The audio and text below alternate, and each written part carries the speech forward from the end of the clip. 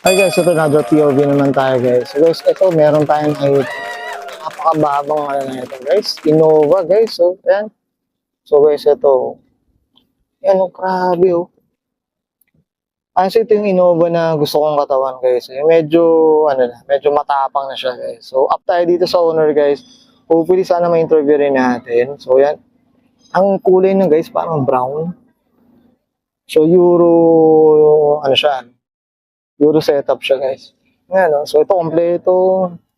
Euro plate, frame, ayan no. May plate base din boss. Ayan no. Ito meron din yan.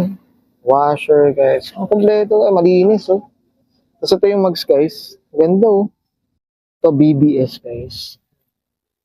Di lang natin alam guys kung anong suspension na ito. Kung air ba, naka-static. Pero ang ganda. Sobrang baba. Ang linis oh.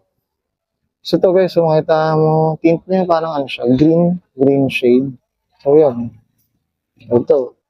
Ang linis, all white sa loob guys. Kasi ito guys, so may roof box din.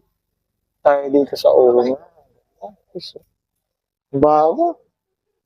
Ano ko na? Bye-bye. Tayo dito sa ulo, sana ma-interview rin.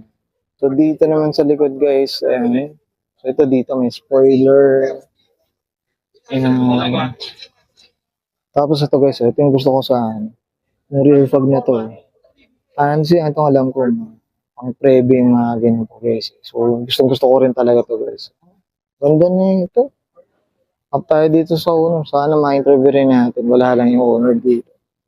So yan, thank you.